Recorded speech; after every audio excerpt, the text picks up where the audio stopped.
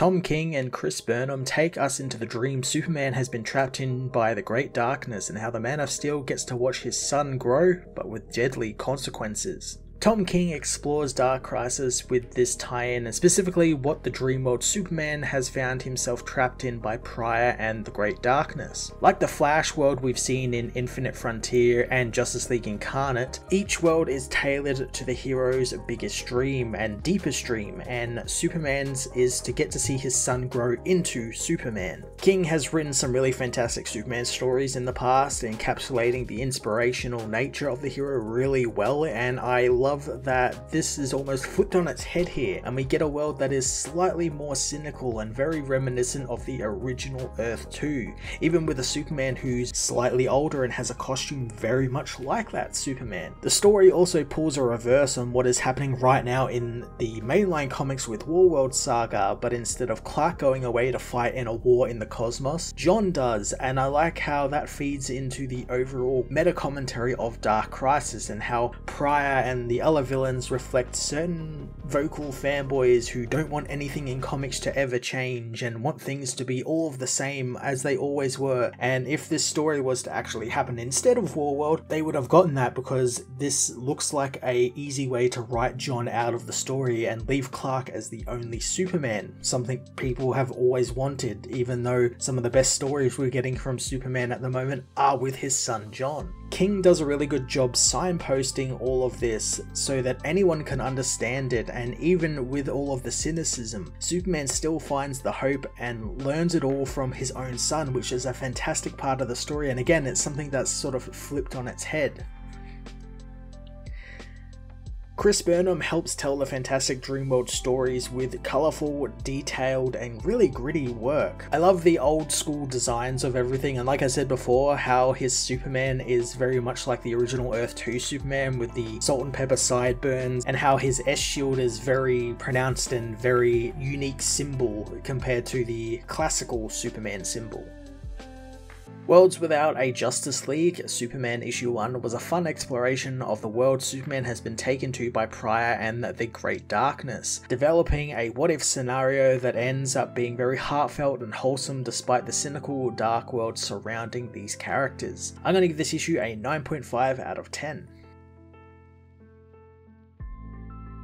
Worlds Without a Justice League, Superman issue 1 finds John Kent awakening from his parademon-infested dreams to the shouts of his mother telling him that his father needs him downtown to deal with a robot. John asks where his suit is, but his tired and frustrated mother reminds John that she has washed it and he's the one with the X-ray vision and he'll be late and people will die if he doesn't get moving. John dresses in his suit and leaves as Lois tells him that she will be busy that night so she can't cook, wanting John and Clark to grab something for dinner on their way home and to walk Crypto. John joins his father in battling Brainiac's giant robot, relaying messages to his father, as later, while playing fetch on Mars with Crypto, John talks about being ahead in his homework and wanting to go to Jupiter. His father learns that he has an upcoming test, however, so Clark tells him that they can go after his studies and his test. Clark sympathizes with his son but knows Jupiter will still be there on the weekend. John wonders what's past Pluto, but Clark tells him that they have been over this before and they won't be doing it again, telling his son they need to go home. A year later, John awakens to a nightmare of Darkseid massacring the people of Durla, hearing them screaming. Lois comforts the boy, telling him that they were only dreams, but Clark says he heard the screams as well, knowing that it happens every so often and he has tried to do his best not to let it hurt him, and there is nothing they can do. John tells his father that he is Superman and he is Superboy, and saving people is what they do. Clark knows that he has tried and almost died doing so, but there is only one of him and there is a whole universe of hate out there. John screams at his father, telling him that people are dying and that's what matters. His heat vision begins to spark up as he tells his father that they are just sitting around listening to people die. Clark leaves, knowing his son is right and he wishes he could do better. John calls for Clark to come back, not understanding why they can't help. He calls for his father to come back, not wanting to be alone, as Clark tells his son that they will talk about it in the morning and it will look better in the morning thanks to the yellow light, since John is a Kent and he will be okay. 1 year later, Superman gets a call from Lois, who tells him that she was told by John that he went to Ran alone. John meanwhile is is beaten half to death by Orion, who thinks that they are very much the same and thinks John needs to learn the rough and painful way that father knows best. Orion asks the Bloody John what allows him to judge him for his actions as Superman arrives, smashing Orion away, telling the villain that John is his son. Clark tells his son that they are going home now, but John tells him that they can't since there is a war there and the people are suffering. Angered, Superman tells his son that his actions have just shattered a truce that has lasted years and Darkseid is now deploying his Armada of Death and Earth will soon face a crisis. So they need to go home and make a stand and defend their own family because no one else will. 1 year later after the war, Clark tells his son that the world is now safe thanks to him, and while he and Lois talked it over and he objected to it, it's time Superboy had his very own flying Kryptonian motorbike. Clark reveals its insane speed, telling his son that it doesn't travel in miles per hour but parsecs per hour, thinking John should give it a try, wanting him to keep it in orbit though for his first time since he doesn't want him going through an asteroid belt before he knows how to properly use it. He promises to take John through all of the Kryptonian tech in it as John tells his father he loves it, speeding off as his father reminds him to stay in orbit since they both know what is out there in space and he will know if he doesn't thanks to his supervision. 1 year later, Clark sits up in bed thinking that he should go and check on his son. Lois reminds him that John asked him not to check on him anymore and he deserves some privacy. Clark hears someone at the door, rushing to it before calling back to Lois that John is hurt and they need her help. Clark helps his bloodied son inside, resting him on the couch. John says that he heard the screams again and he had to help and Orion was again killing children. Lois tells him that they told him not to go as Clark assures her that John will be okay and they'll go through this in the morning. Lois however says that John isn't Clark and Clark isn't like his son and this is who John is. A year later, Clark thinks this is a mistake as John, now going by Superman, tells his father that he can't stay on Earth, not while people are in danger out there, so Clark can defend Earth and he will take the rest. He promises he will be back in a month to check in and if